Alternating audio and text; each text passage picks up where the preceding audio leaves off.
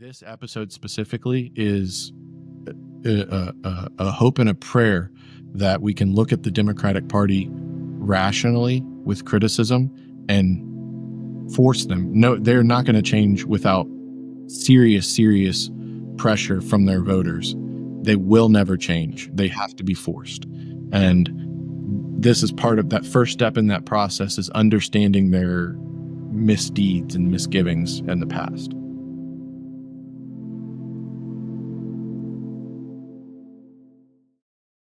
On this episode, we're going to be covering really the failures of American politics from about the year 2000 to the election in 2016. Yes. The reason being, I was alive this whole time. I was awake, sentient, and experiencing this snippet of American history with my own eyes and with my own ears and with my own nose from the stench of it. I was 11 years old when 9/11 happened, so I was just old enough to sort of comprehend the facts of the issue, but I was not old enough to sort of sift through them in a meaningful way. And that colored the way that I looked at history and at current events, more importantly, throughout my teenage years, and joined the military at 18 during sort of the height of the financial crisis, the housing crisis, the sort of, we'll get into the details of it, but I turned 18 during the financial crisis. I served in the military. My entire time serving in the military was under Barack Obama. I got out of the military just before Donald Trump came into office. And so part of being specifically in the Air Force and then specifically in special operations, part of what we would do for some of the, not really for rank, but for the awards that we would get put up for, sometimes you had to go before a board. Mm-hmm. And part of what the board would talk to you about was current events sometimes, depending on the award and depending on sort of the context.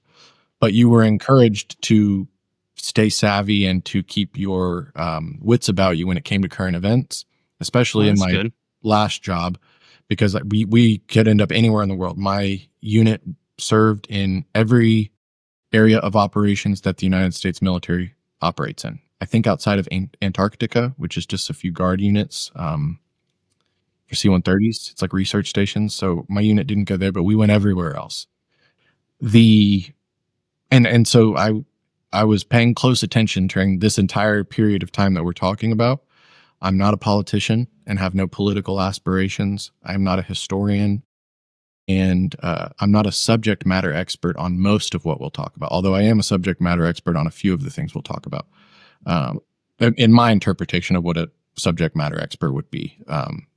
Maybe not, someone with a doctorate or anything like that, but at least an understanding to where I can convey a colloquial understanding of what happened and in broad strokes. And so what we're going to do here today with this 16-year period in American history is provide like the kind of ground view angle from like a normal guy that was paying attention. Because I think a lot of guys that otherwise come from my background were not paying attention. Like I said, most of my friends in the military, even in the Air Force where it was encouraged to stay aware of what was going on in the world, most of my friends had no clue what was going on. Most of my friends at the time couldn't have told you why we entered Iraq. You know what I mean? Like they wouldn't have been able to tell you about, the details we'll go over today. Like they would not have known that. And they were actively serving in the United States military. So, and then my friends that weren't in the military, I would come back home. These guys know nothing about politics. This is how you end up with Trump supporters. This is how you end up with people who fall into the other kind of vote blue no matter who types of people. And so let's just get started. We don't even really need to get into the details. People have covered the 2000 election very thoroughly. People that do that for a living. What we should sort of tap in on that real quick, though, is that Al Gore probably won. He definitely won the popular vote. He won the popular vote for sure. Yeah, he definitely won the popular vote. They stopped counting in Florida. The Supreme Court kind of was heavy-handed in the deciding factor of. Now, do you think that really that that really kind of could have changed things, or do you think it was kind of a lost cause anyway? Like The after Supreme Court decision or yeah. Al Gore winning? Well, yeah, I mean both. Like, do you think he had a chance if they did keep going? Do you think Yeah. he would have Yeah, been I do. elected? I do, definitely. I especially think with the ballot issues, the hanging chads, kind of, there was a real possibility that that election would have been different had Mhm. we been more thorough, had we not jumped the gun initially, and had Al Gore not been. And now this is the reason that we want to even hang on this at all. Imagine Al Gore doesn't concede.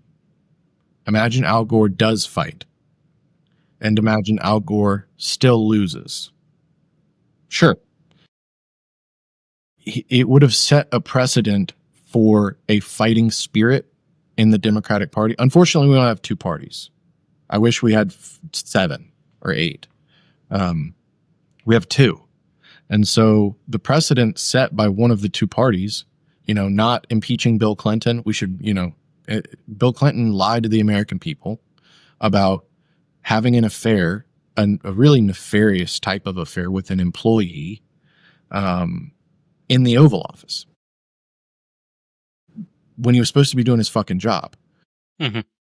The Republicans impeached him or tried, and the Democrats said, "Nah, dog, we don't care if he had sex with Monica Lewinsky, even though he told us all he didn't, even though he went on camera and lied to the American people and said he didn't. We don't care."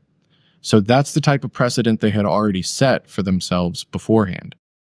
Now Gore comes in and says, "I concede." Then he says, "Wait, never mind. No, I don't concede. Let's recount." Then the Supreme Court says, what they said. It is an erosion of public trust that he was facilitating in not fighting for accurate counting of people's votes. It is an erosion of public trust in one of our supposedly independent and co-equal branches of government, in the judicial branch. The Supreme Court, the highest court in the land, has a responsibility not just to do the job properly, but to instill the trust in us that they will continue to do so. And I don't think that they did that, and I don't think that Al Gore demanded that of them. Now, he probably, maybe he did lose regardless. I don't know. But what I do know is that there were a lot of unanswered questions after that election. Right. That didn't need to be unanswered. They needed to be answered. You know what I mean?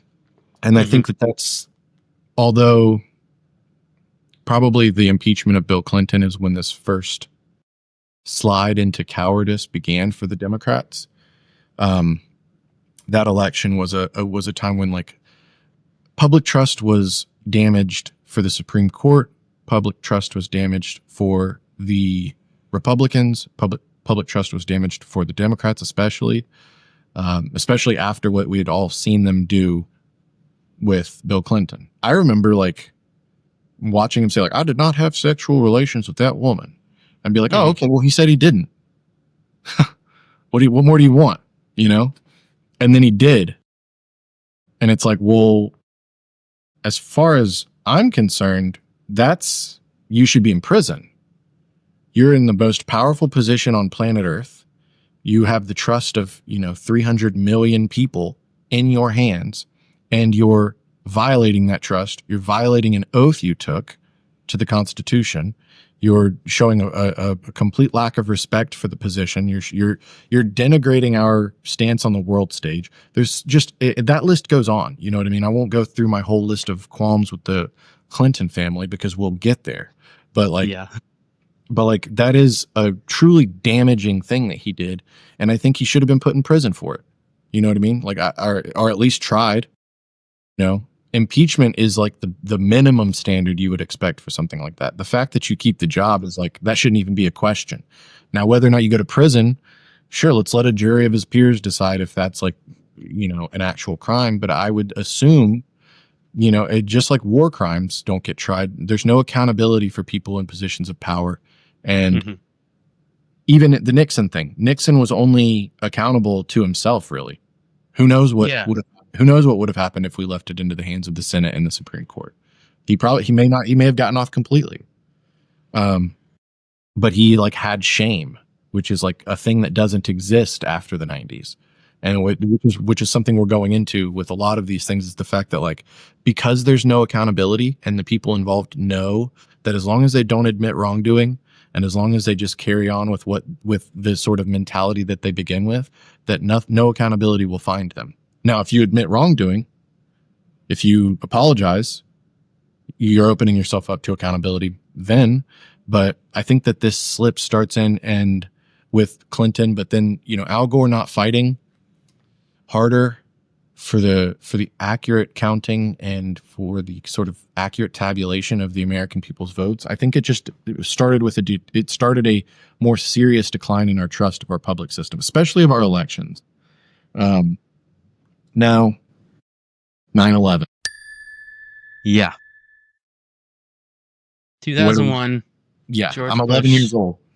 I'm sitting in Miss Bulbrook's class, English. I was 4. Yeah. You were 4 years old. Yeah.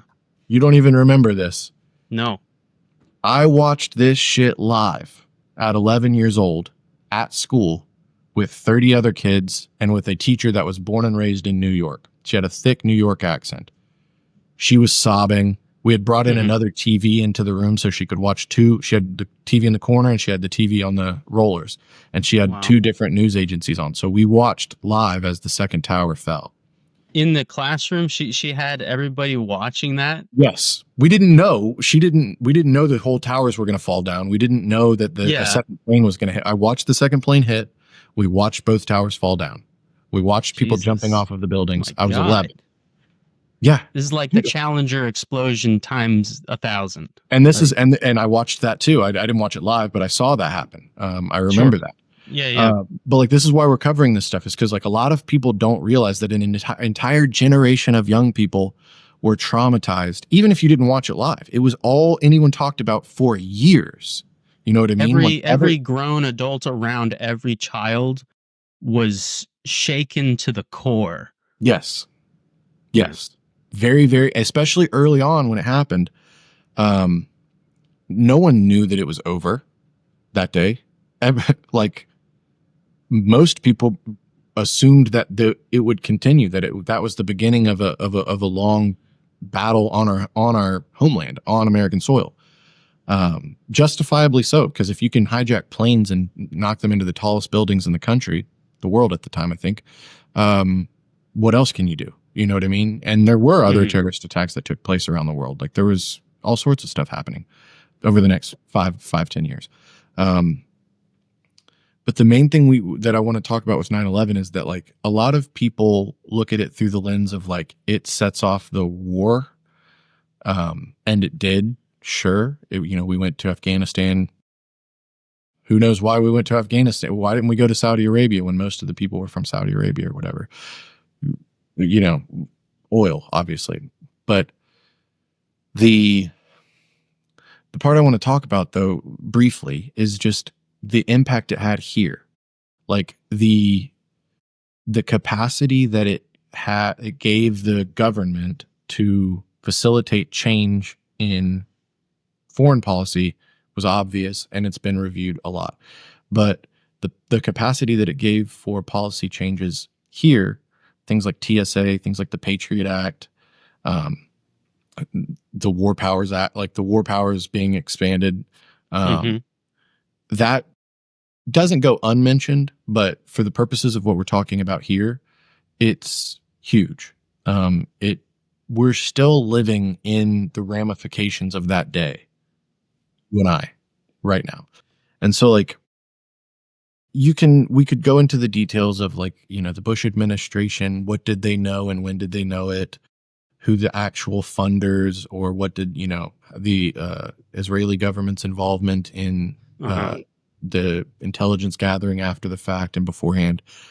Like, that's all fine and dandy, but the biggest things is like the cultural shift that we had to live in afterwards, the hyper patriotism, how it basically won him the second election. Like, unfortunately, war and tragedy is one of the greatest uniters. So he got everybody on board. Yeah, I mean, think about what followed after. We had no real idea of like Yeah. a regular citizen. Right. We were just like hyped up on Fear. yeah, like we just wanted to get those bad guys. Yeah, exactly. It's like such a powerful. I mean, I remember, dude. I joined the military in 2008. I was still like, at that time, still heavily indoctrinated and heavily propagandized into this like not hatred of Arab people or of Muslims, but of terrorists. Yeah, Like yeah. I was like, bro, you put me in a door gun and point me at the terrorists, and I'm pulling triggers. That's it. That was what I was thinking at 18 years old. Um, the there's a lot of details about like that day and the sort of following political ramifications, but as far as details go, it's not terribly important other than like the political side of things, which is what we're looking at. Uh, George Bush's political career was saved by 9/11. 100%. He was unequivocally up until Trump. He was the dumbest motherfucker that had ever served in that office. It was bad. It Yeah, was really bad. I mean, he was like a gaff machine.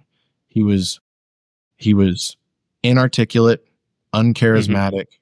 He was ignorant of. I mean, this is how Cheney sort He of weaseled his way into running the foreign affairs aspect of the presidency, was because yeah. Bush was so well known as like kind of a dunce. He was one of the first. I mean, I assume he's one of the first major presidents, at least in the last like 100 years, who really truly was like, yeah, uncharismatic, very inarticulate, like just a silly fool. There's an old saying in Tennessee, I know it's in Texas, probably in Tennessee, that says, "Fool me once, shame on you." If fool me, we can't get fooled again. Just making a fool of himself constantly. Yeah, like, and he had like when I call someone stupid or when I call someone ignorant, he had an Ivy League education. His daddy was the president. Someone like him having an Ivy League education is part of what has eroded our trust in education as well, is the fact that like we all know a dumbass that graduated college. Yes, it's not to say that you can't finish your assignments. What it is to say is that you don't have the same type of sort of like connection with the human beings around you that other people have. Back in the business of creating a more peaceful world. Please clap.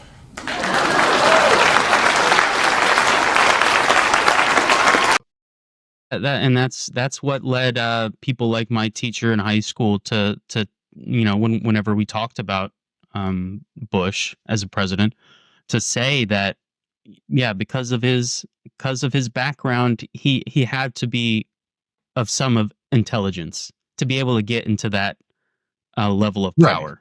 Right. And I mean, on paper, yeah, sure, but in reality, especially the family he had and the influence and the being able to buy whatever you needed to get into whatever position you wanted, whether you were good at it or not. Yeah, I mean, look at Jeb Bush.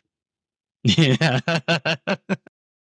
Country to get back in the business of creating a more peaceful world. Please clap. H.W. Bush, their father, probably a legitimately intelligent person. Evil, I would venture to say maybe pure evil. But he had the type of respect for the Constitution in the United States of America that would say, like, I'm going to keep my evilness under wraps. I'm going to not overtly disgrace the country that I actually do love and respect. Now, yeah. How well he kept it under wraps is up for debate, surely.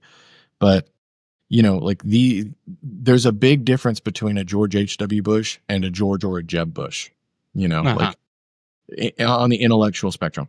And, it's no compliment to me. I'm not saying I'm any more or less intelligent, but I will say I'm not the fucking president. You know what I mean? I'm not espousing my views as though like someone should follow what I'm saying to the T and that people should die because of my words, he did. And so he gets to be under an increased level of scrutiny. The idea that, you know, Dick Cheney was allowed to essentially run carte blanche in that administration when it came to foreign policy is another example of how fucking stupid he was. If you can't identify that Dick Cheney is as evil as he is, also, oh wait, that happened this week. We should mention. Yes, that's right. Yeah, I the death of Dick Cheney. I had a few celebratory drinks that night. Yeah, rotten piss, Dick Cheney, you absolute fucking monster. You ever see that movie Vice with Christian Bale? I've seen the majority of it. Yes. If that is any level of accuracy, he truly evil is a very apt description. Yeah, he's a fucking monster. What a horrible monster. And you know the idea that like you could be stick out as a monster in our political system means you are one vile motherfucker. Because the people the Colin Powells of the world, Colin Powell's not going to go down as an evil monster. Mm-hmm. People, when Colin Powell dies, people are going to be like, he made some huge mistakes when it came to the Iraq War, but he was otherwise a respectable statesman. That's what people will say. Right. They're wrong, you know, but you know, to stick out in our political ecosystem as a fucking blight is crazy. Yeah. You have to be a truly evil motherfucker. Yeah. So rest in piss to him. I hope he rots in hell. I pray that there's a hell. I know there isn't, but I pray that there's a hell. And even if I end up going there, I'll be on a higher rung than him. I'll get to spit down on his rung of hell. Fuck him to death forever. I can't fucking stand the whole Cheney family. The idea that Kamala Harris campaigned with Liz Cheney makes me sick to my stomach to this day. I'll never forgive her for that. 107 days, 107 fuck yous to Kamala Harris for getting on stage with Liz Cheney. Liz Cheney voted with Donald Trump 93% of the time on his policies. 93% of the policies that a fucking wannabe dictator wanted, Liz Cheney was like, let's do it. Killed 1 million Iraqis and almost 10,000 American casualties existed because of my father's evil, vile nature. Now, what is this is a little bit of a tangent. What is your opinion on the enemy of my enemy is my friend? Fuck that. No. Yeah. Yeah. No, yeah. I don't believe in that at all. It depends on the type of fight you're in. But when we're talking in a political context, no. The enemy of my enemy, brother, do you understand how evil some of my enemies' enemies are? Like, yeah, the enemy of the good is my enemy. That's it. I am for the peaceful prosperity of as many people as possible, with as little violence as possible, with as many resources dispersed to the majority of the needy as humanly possible. That is what I'm for. And if you are against that, then I am against you. I don't give a fuck if you also think Bill Gates is bad. Fuck you. There's tons of shit that Tucker Carlson's been saying lately, criticisms of the Republicans. There's tons of shit that fucking Nick Fuentes has been saying. Oh, Nick Fuentes hates the Republicans now. Is he my friend now? Fuck no. Yeah. Absolutely not. No. He can overt Nazi sympathizer. Yeah. He can fuck himself forever. I'll fight them both. I'll fight two fronts at the same time if I have to. I will not be siding with Nazis. I will not be siding with white nationalists. I will not be siding with Christo-fascists. I will not be siding with Republicans at this point, which is indistinguishable from many of the terms I just used. It will not happen. I would rather fight the Democrats and the Republicans at the same time than side with someone that danced on stage with Liz fucking Cheney. Back to Bush and Cheney. They're like running the show now. 9/11 happens. Yeah. Our rights have gone out the window. Like, he got the Patriot Act, completely disregarding our Fourth Amendment right of unlawful search and seizure, just complete no privacy of any human citizen. Like, it was just a terrifying door has been opened. Yeah. It was used as a justification for a lot of, in my opinion, unconstitutional extremely behaviors. And that's what was publicized. So we'll skip forward to 2003, the invasion of Iraq. And I mean, shortly after, just before that, so we pretty much kind of, started invading Afghanistan shortly after 9/11, and that's kind of kicked things Almost off. But immediately, yeah. yeah, so now And we're invading Iraq. we can briefly go over, like, we don't have to go over all the details of the Iraq or of the Afghanistan thing, but like an important piece of geography for our viewers is that Afghanistan is on one side of Iran, Iraq is on the other side of Iran. Just throwing that out there. So I, at the age of 15, I didn't know, but I had very serious inclinations that none of the main actors were in Afghanistan, because I had a cousin whose life will never be the same because of the Afghanistan war, who went to Kandahar twice, and never recovered mentally. Still, and he basically was saying, like, they're going into Pakistan over the border, where we essentially can't follow them. They send their tired and worn out soldiers, and then they come back from the Pakistan border well equipped, well fed, well rested, and we have to fight them. That was what was going on. I mean, that's a severe simplification of a part of the conflict, but we knew that a lot of the sort of leadership apparatus was operating out of Pakistan. We knew that a lot of the leadership apparatus was probably not even operating on Pakistan, probably wasn't even anywhere close to there. The countries that they were probably in, some of or much of the time, have recently held comedy festivals. Like, because these wars don't exist. Like, the borders we draw for these countries during imperialism, colonialism, are not the borders that exist for warring, guerrilla groups and for warring, like, cultures. Essentially, like, these people don't give a fuck about the borders, but our politics do. Our politicians send, soldiers over, and like, you can't go into Pakistan. Okay, well, what if the guys that are shooting at us are going back? We can't follow them? No, you can't. That's a small little, tiny little microcosm of the problem of Afghanistan. But it's worth mentioning that, like, we knew, my cousin knew, as a ground level infantryman, that what we were doing in Afghanistan wasn't going to work. Who's in charge in Afghanistan right now? Taliban. But wait, then where did my $1 trillion in tax dollars go? Weren't we supposed to get rid of them? This is the problem with all modern wars, is that they're not fought. It's not a war of survival. We weren't fighting a war of survival. We're fighting a war against a vague ideology that has been defined by our side of the war. I'm deciding to fight a war on terror. And how do I define terror? Well, depends. Who has done what recently, and how do I feel about them, and what are they providing us? And we're doing so in Venezuela. We're doing so right now. You're delivering drugs to our country? Terrorism. Well, that's criminal activity. Sure. But in my understanding, and I was taught, like, counterterrorism was like a CBT, a computer-based training we had to take yearly. We had a bunch of them, and I probably had to take like 30 or 40 of them every year. And like 3 or 4 of them were specifically about terrorism.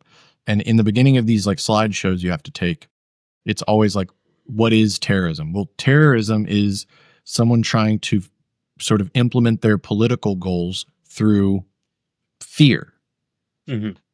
Drug dealing isn't really doing that. Drug dealing is just drug dealing. It's bad, sure, if you're delivering fentanyl or coke or whatever, and the Coast Guard wants to stop it. Cool, yeah, interdict or whatever. But just shooting a missile at a boat full of drug dealers isn't. You're not fighting terrorists. I don't give a fuck what. But I don't get to define what terrorism is. That's the whole problem with what we're talking about in Afghanistan. It's like, you don't get to decide what it is. A lot of the people early on in the process didn't even speak the language. Like, we would have people on the ground, and there's an interpreter or whatever, like one interpreter for, an 80-man unit. And it's like, well, you're going to have a hard time. And then it turns into winning hearts and minds. And now it's like, okay, well, now we're doing a training their local force to defeat the Taliban and all this. And it just is this ever shifting foundation of why we're there and what our goals are. That's why we claimed victory and like, oh wait, we're like, yep, we won. Then why is the Taliban in charge now? I don't understand that part.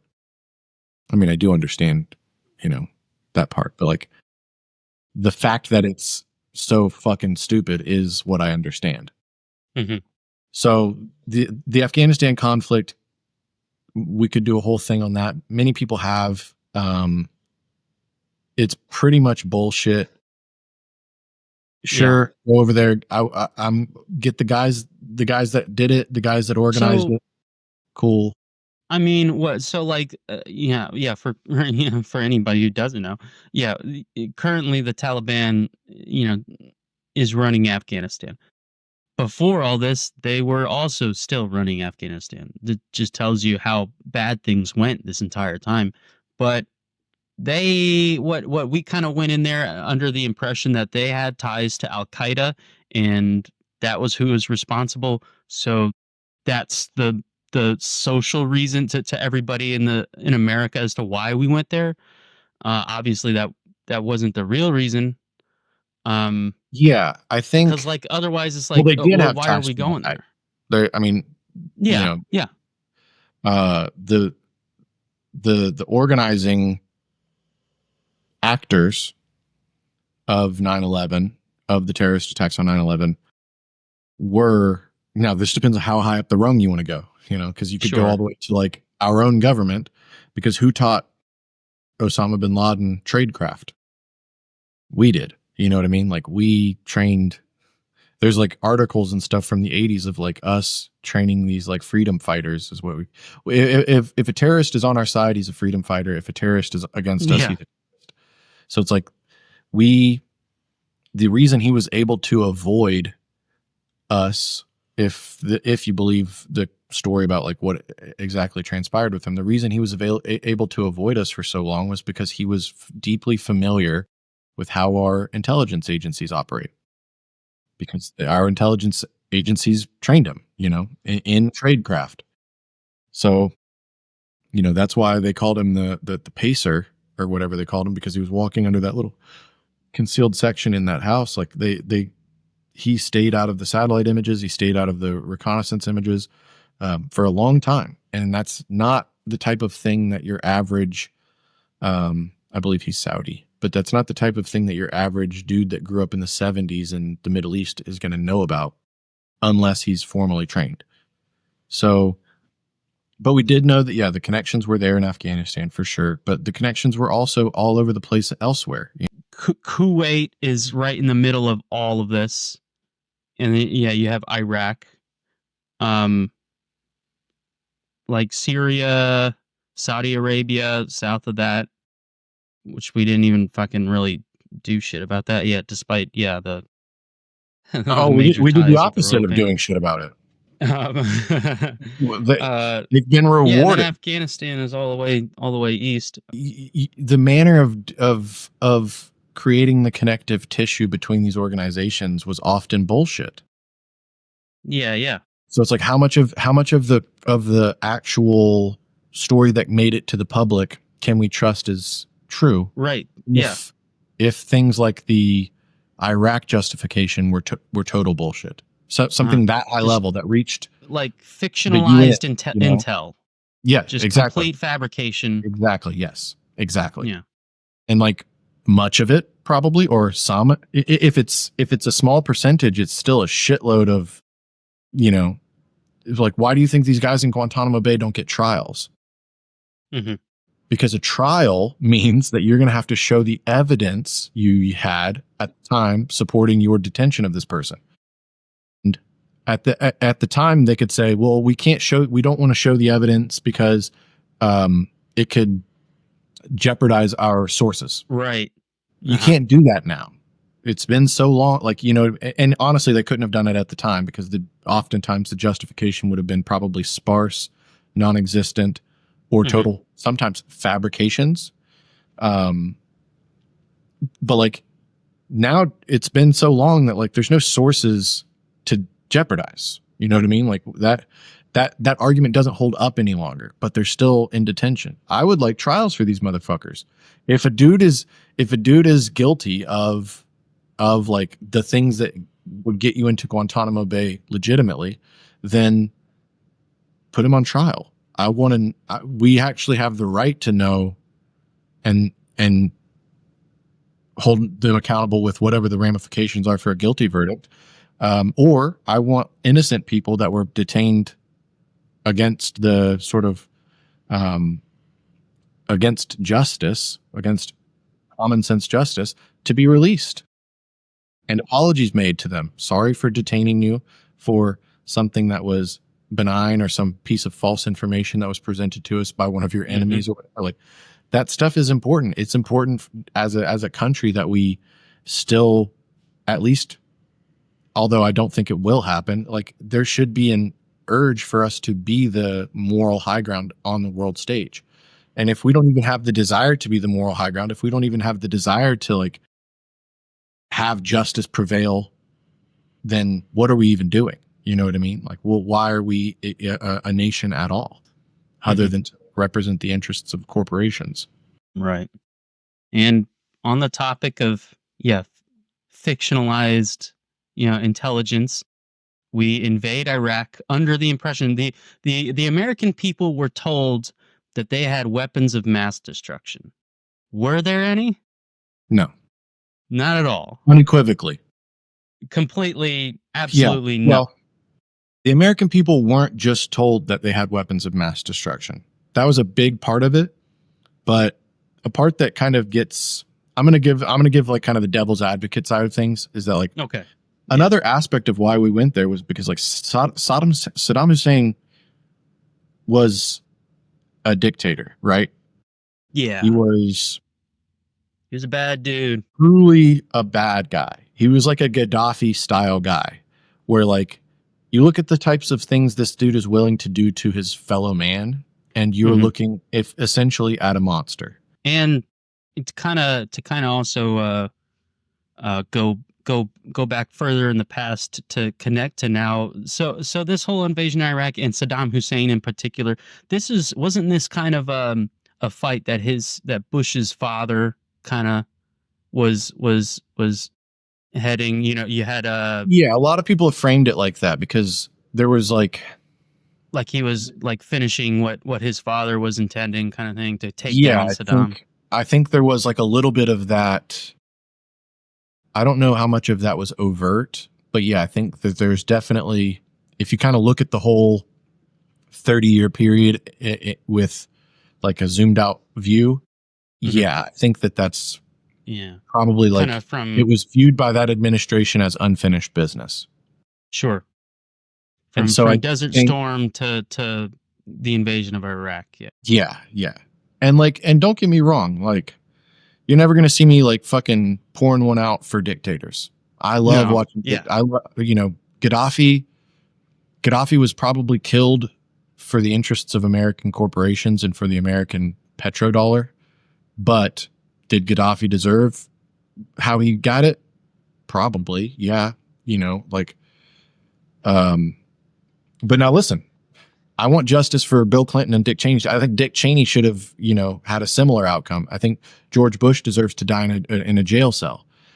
These are war criminals. If you commit a war crime and you are the leader of an organization that is committing war crimes and you know about them and you don't stop them, or if you endorse them, or if you know about them and continue the behavior that you know will make them happen more, you deserve to be tried by an international court, The Hague, or a jury of your peers, whatever it is, and you deserve the punishment for the crimes you committed. Arguably more, probably caused more the loss of innocent lives than even Saddam Hussein and his cronies and his family even. Yeah, over 1 million, by some estimates, over 1 million Iraqis are dead now because we invaded Iraq. And we invaded Iraq under false pretenses.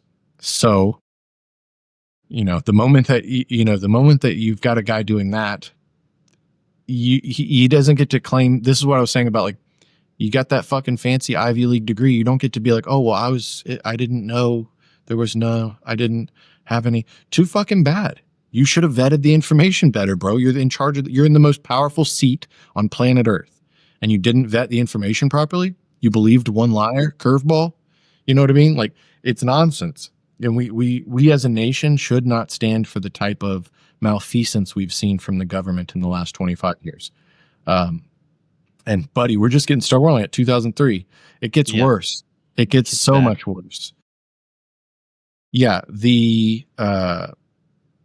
Essentially, and it was framed as a preemptive war because they would be using these WMDs that they were creating against us. Sound familiar? Sounds kind of like what we've been doing in Iran the last year or so.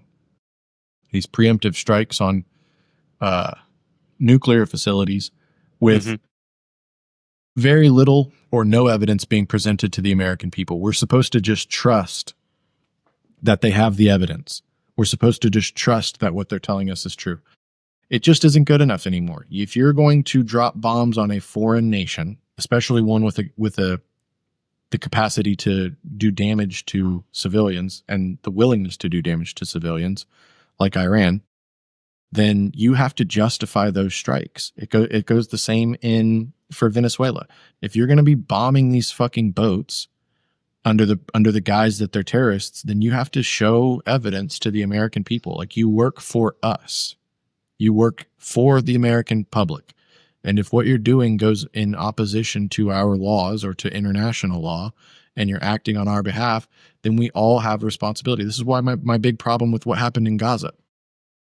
Buddy, we funded that. Like, you don't get to just do whatever you want, our weapons and with our money. You know what I mean? Like, you don't get to target civilians. You don't get to rape prisoners. You don't get to detain people for frivolous reasons. You don't get to bomb infrastructure. You don't get to withhold water and food. You don't get to do any of this nonsense on our dime. You know what I mean? It's absolutely not acceptable. And that's it. We're seeing kind of like this repetitive nature, specifically around military history, but this repetitive nature of, like, the cyclical nature of history itself coming and going. And it's one of the main reasons we're here doing this podcast and having these conversations, is to create awareness, to create counter programming, and for two patriotic voices, two people who have a deep love of country, to represent that love of country. My love of country ends up with me saying, hey, I want my country to do good things, not bad things. I want the leader of my country to be held accountable if he does bad things. I want the leader of my country, if he's going to do bad things to bad people, I don't give a fuck. Do them. But you have to show the evidence that they're actually the people you say they are. You have to show evidence that they're actually doing what you say they're doing. And if you can't, then you have no mandate for that behavior, and you deserve to be held accountable in a court of law for your misgivings. It's insane. And we're seeing it. We're seeing a lot of military brass is resigning instead of participating in what's going on in Venezuela right now, which is what should have happened in Iraq. A lot of high-level generals should have been like, we're not going, first of all. We're not. And after we realized there's no WMDs, or we realized that what we were told where they were, or what we were told they were, was false, we shouldn't stay there. We created a fucking kerfuffle, a completely unmanageable situation, and 1 million innocent people died because we believed the word of some guy that didn't have the evidence to back up his claims, and because Colin Powell is a spineless bitch. So, kind of moving a little bit more forward. 2004, Bush is elected again, of course. Then we got, was it Abu Ghraib and Guantanamo, where we tortured a whole heck of a lot of people. Pretty nasty stuff, which isn't even really a good way of getting intel, we find out. Yeah. You know, you torture somebody long enough and hard enough, they're going to say anything. Yeah. The two Talk about horrible war crimes. My God. it's important as an Air Force veteran and as someone who I'm proud to have served my country in the Air Force and in special operations. The two guys that sort of started and ran what was it called? Advanced Interrogation Tactics program. Uh-huh. Air Force guys. Yeah. So in the same way that I criticize my country for love of country, I have to criticize those two heinous motherfuckers for my love of service. You know, I served in a branch of government that did things that it shouldn't have and had people representing it that did things they shouldn't have. The approval of torture, in my opinion, yeah, we can talk about like whether or not it works or whatever. It wasn't about that. It was about inflicting pain back on people that inflicted pain on you. Mm-hmm. Or perceived. Yeah. You don't even have to go into the details of all this stuff, but like waterboarding is horrifying. It is really, really scary shit. The types of other advanced interrogation techniques that were used, I mean, it's inhuman. It goes against the Geneva Conventions. There is a treatment of your captives that is expected if you are a civilized nation, and we did not adhere to it. We probably still don't, if we're being completely honest. Abu Ghraib was a particularly disgusting one because... And that was in Iraq, that one, right? Guantanamo is Cuba. Abu Ghraib was in Iraq. Abu Ghraib could have been anywhere. Yeah, Guantanamo's in Cuba. Yeah, weirdly, we have an embargo on Cuba and we have a base there. It's strange. Yeah. But the reason is because the things we're doing at that place we can't do that on American soil legally. It's it's like we found a loophole. You know how when Jewish people have like their holidays where they're like not supposed to use electricity, so they have like someone else in the elevator to push the button for them, but they still ride the elevator? Uh-huh. It's like that. You think you tricked God? God is watching, presumably. Same thing here. It's like you think you're tricking the American people by doing this unconstitutional shit somewhere else. Uh-huh. It's still our guys doing it. It's still our government. Yeah, we're still doing it. Like, my tax dollars are still funding it. Like, what are you fucking talking about? It's crazy. It's absolutely unacceptable. Abu Ghraib is worse. Abu Ghraib, let's start with the worst part about it. The worst part about what happened in Abu Ghraib is that none of the people that did these heinous things were held accountable. Outside of some public backlash and some shame. None of these people, like, if you torture prisoners with car batteries, if you put them into sexually explicit positions and take photographs in order to humiliate them, if you do things with urine and feces to degrade and humiliate them, you deserve you should be in Leavenworth. You belong in a prison. You know, presumably, I'm assuming that shit's against the law. You know what I mean? Mm-hmm. I know people that have gone to military prisons and people that end up in the brig on sailboats and people that get court martials for way less than that. You know, way less than that. But holding these people accountable, having trials, would have been detrimental to the United States public image. And this was at a time when the war was still sort of being justified. Mm-hmm. You know what I mean? Most Americans were still on board with what was happening at this point because we weren't so fatigued. We hadn't lost so many young men. We hadn't seen so many amputees, and we didn't have this horrible suicide epidemic that we have now. And there was still, and like you said, like George Bush had just won an election pretty handily, you know, like it wasn't close. And that was because of like that sentiment from like everyone was still pretty pissed off about 9/11 at this time. This was only a few years after. People were still scared. People in Fox and CNN and NBC and all of them, they were all like kind of capitulating to that right-wing framing of everything, Even the Mhm. Democrats, most Democrats supported us going over there. Yeah. Maybe they didn't support it, but when it came time to vote, they did. Same thing Mhm. as usual. They'll be like, they've got lip service all day, but then when it comes time to vote, a difficult vote, a vote of conscience, they fail.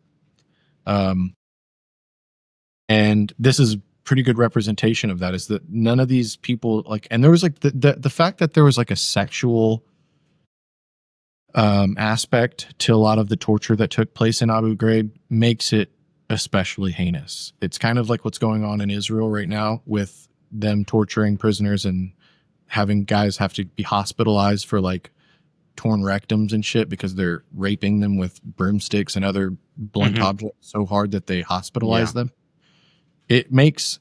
It adds a degree of depravity to it that Yeah.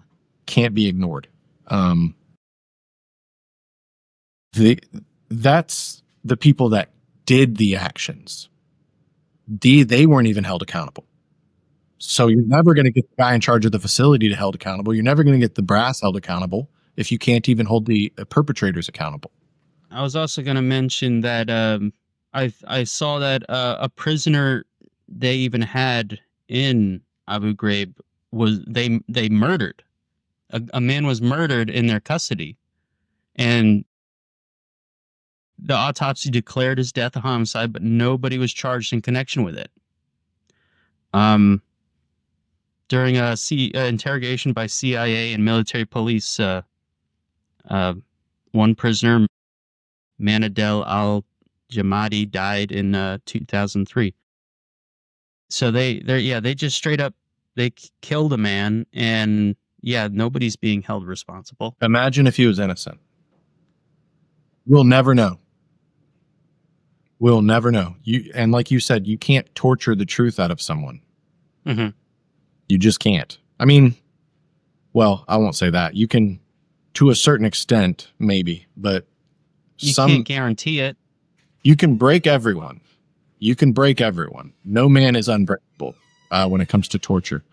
But there are many, many circumstances where like the torture will not even come close to getting you what you need or want. Or the torture will only give you what you need and want. So you could just torture the information you want out of someone that doesn't even have it. Yeah, it's a really dark visage of what it means to be an American. And if you're the type of person that looks the other way when something like that happens or tries to ignore it, or like these people somehow think we're going to fucking forget that they did this, there's no statute of limitations on torturing a fucking prisoner.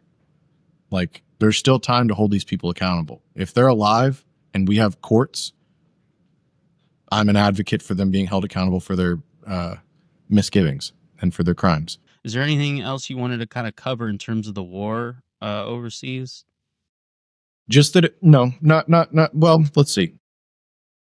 Because I mean, I will get back to it once we get to Obama for sure. Thousands of guys my age are dead. Way more than that are permanently physically scarred or injured. Even more than that are permanently scarred emotionally or mentally. Mm-hmm. On average, this is a common stat people throw out, 22 veterans a day kill themselves. They're not killing themselves because they fought a justified war and won. They're killing themselves because they know in their hearts, and especially in retrospect, as we got older and as we learned more, we realized that we served on behalf of a corrupt administration. We did things that were wrong to people that didn't deserve it, and that's hard to live with. It's hard to live with the fact that your countrymen died for a war that we didn't even win. We lost in Afghanistan. Most people would call what happened in Iraq a loss overall. And we spent trillions of American tax dollars ramping up a military industrial complex that can't even win a war, that a war that we don't even belong in. The 22 veterans a day committing suicide is the part that really haunts me. It deeply, deeply bothers me. And I have friends that are not doing well. I have friends that are doing better. Maybe they do better forever. Maybe they don't. There were times when, like, and I served all over Africa, over almost 20 countries in Africa. And I'm not entirely convinced that we were there in the places we were at for the right reasons. And it haunts me deeply. And that is the legacy that we will leave as a nation unless people like, unfortunately, people like me stand up and say and do the right thing. And the right thing is to call out our country's wrongdoing. That is the patriotic thing to do. The patriotic thing to do is not to just go along and wrap yourself in the flag and say, well, it's water under the bridge. It is not water under the bridge. If the people that had perpetrated these things had been held accountable, if the people that had lied and gotten my fucking countrymen and brothers in arms killed were held accountable, it could be water under the bridge. If we had apologized formally on the world stage for the wrongdoing, it could be water under the bridge. But until then, it is not water under the bridge. Until 22 veterans a day are not committing suicide, until we're allocating in the resources to the VA to take care of people once they get out of the military properly, it will not be okay. Instead of cutting funds to the VA, it will not be water under the bridge. I will never stop talking about this. And so if these people think that it's over just because it's over, they're wrong. They're dead wrong. It's as long as I'm breathing, I will be counter-programming that nonsense. And I also want to say something about, like, there are people that lost more than I lost and that served in more harrowing situations than I served in that have completely ruined their reputations to the critical thinker. I'm thinking of people like Tim Kennedy. I'm thinking of people like Jocko Willink. Jocko Willink is like hosting something with this administration. Vile, disgusting bullshit. And a lot of these like macho guys, no one ever says anything negative about their advocacy, about their patriotism, because they're afraid to. If you have read the Constitution, and if you've taken an oath to it, and if you've served this country, and if you've had brothers die in service to this country, and if you've lost a lot personally in service to this country, and you find yourself really supporting almost any politician, but if you find yourself supporting this administration in particular, you should be deeply, deeply ashamed of yourself, and you should truly, truly find it in your heart to reevaluate the way that you make decisions and the way that you think about your patriotism, because that's not patriotism. These are not patriots. J.D. Vance is not a patriot. Obviously, Donald Trump is not a patriot. He's anything but. The self-enrichment and the self-service that these people are participating in should be ubiquitously, completely disavowed by every veteran that actually still loves their country. Now, if you hate this country and you're worried about the bag, yeah, these are your guys. But be honest about that. Be honest about what your motivations are. If you've got a bunch of companies, made in America companies, if you've got a bunch of brand deals and stuff, and you're trying to perpetuate your bank account getting bigger, cool. But don't drape yourself in my flag. Don't advocate for my Constitution, because it goes in stark opposition to everything we stand for as a nation, genuinely, to advocate for or participate in anything that this fucking administration is doing or has done. Yes. Because it is crazy. 2005, the wars are still going on, but at home, Hurricane Katrina happened in New Orleans. I mean, over the many years, New Orleans is just, it's positioning, is as this sort of bowl of disaster where a hurricane comes and it's just mayhem every single time. But this one was really bad, one of the worst, and the way the administration was reacting to it was appalling, particularly Black residents in New Orleans were neglected. Our government doesn't make the progress as quickly as we do, and sometimes it doesn't make progress at all. The difference between being a white person in an affluent neighborhood in New Orleans that was hit by Katrina and being a black person in basically like in that neighborhood right next to the levee, and the federal response you received it's actually crazy. A lot of people that weren't alive or that haven't sort of revisited the issue since don't realize like it wasn't just that a hurricane hit. It was that after the hurricane hit, the national news, which complete a disregard for facts and the truths, and like they were riding off of the giving red meat to the American people. If it bleeds, it leads type stuff. They essentially created a situation where like a lot of people thought that like looters were just going around like crazy stealing from everyone, and it ended up getting a lot of people killed. And like people didn't get the response that they should have gotten. FEMA's response was slow, unorganized, and almost completely leaned into benefiting the a complete inexperienced was it Michael Brown, who's the head of FEMA at the time, complete appointed with no relevant experience in emergency management. Yeah. And so I think the reason that Katrina is an important thing for us to cover in with all of this political stuff is because what we're trying to say with this whole podcast is just to look at things from an angle that we have ignored, or from like a little bit of a perspective that might shift how you view the present. And what Katrina was like a shifting point. And this is for, this is for young men. This is for men that are maybe even a little younger than you. We're speaking to everyone, but we're really trying to appeal to like the rational young man that's looking for like a way to navigate the present in a healthy way for himself and for the people around him. And Katrina was a point where like that red meat that had been given to us in like anti-Muslim, anti-Arab rhetoric from the media. I'm talking from mainstream media. We're not even talking about like this stuff that was in like sort of more entertainment media.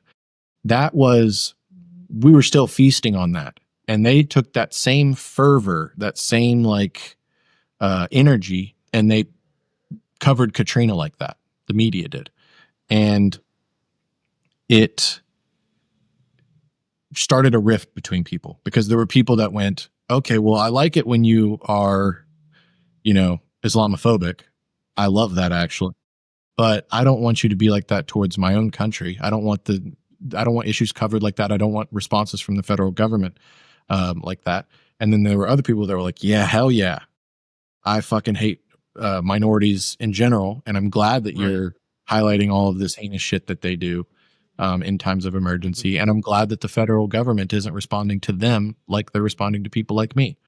So obviously we've always been very divided as a nation. We've had a civil war. So it's like people are like, we've never been this divided as a nation. It's not one of those comments. What I'm saying is that in a time after 9/11 where around certain issues we were unified, it began this rift. That's the biggest political point, is that Katrina probably was a big factor in Obama getting elected in 2008. It was like it started that snowball rolling down the hill for what I would call like an Obama style Democrat. Because we recognized for the first time since 9/11, probably writ large, the failings of the federal government and how those failings were a consequence of the people at the top. because like the Abu Ghraib stuff and everything, people were like, oh, it was, happened in this, it happened at this small facility or whatever, like happening on the ground or whatever. Like this was a disaster top to bottom, and the media's coverage of it was beyond shameful. I mean, the fact that these media organizations still exist at all makes me sick to my stomach.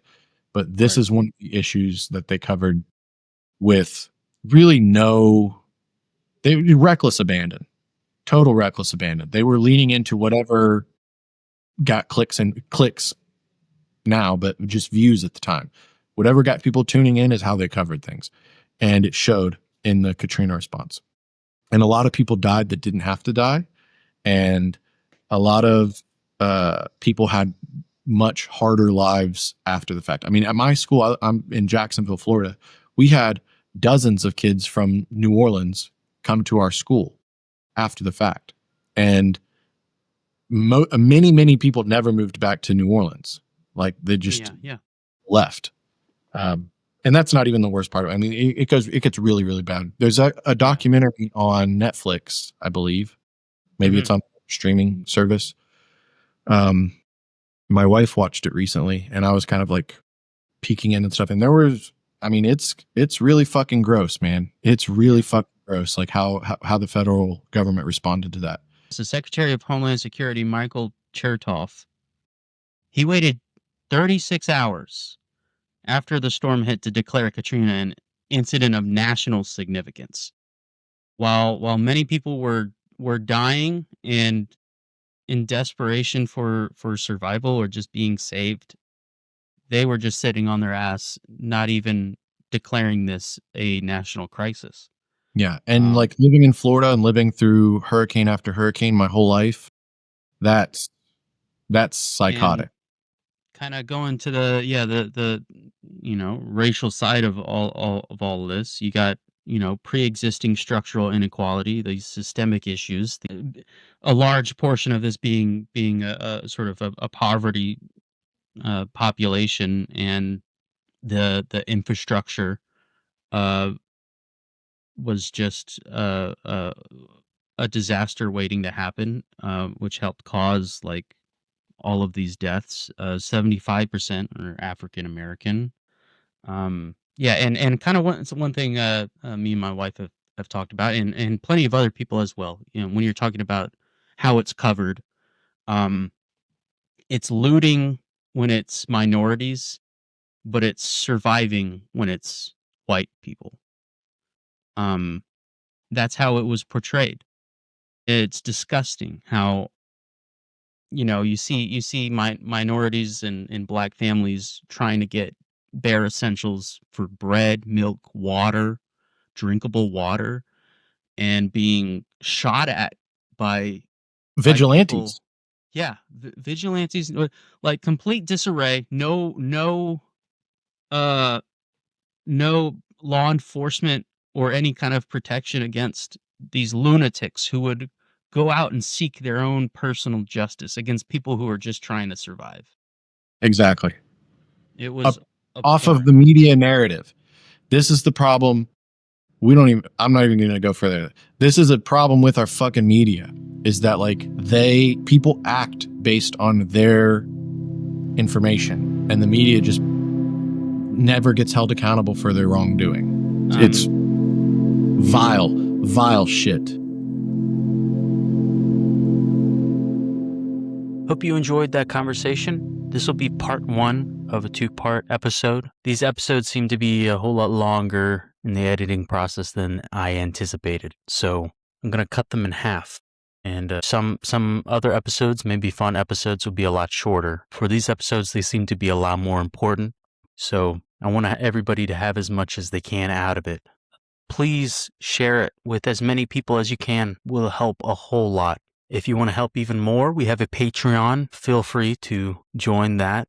It will help fund this podcast so we can do more episodes. But in the meantime, these are free. You can listen to these episodes on Spotify, YouTube, like, share, subscribe to our channel. If you're watching this on YouTube, you might see a link right up here. Thank you very much. Your support means way more to us than you could possibly imagine. If you have any suggestions about conversations or topics that you'd like Josh and I to talk about, or more specifically that you would love to hear Josh talk about, feel free to comment. Please send us an email or make a comment on our YouTube channel, Instagram, or TikTok. We would love the suggestions. We'd love to be able to talk about all kinds of new things, especially what people want us to talk about.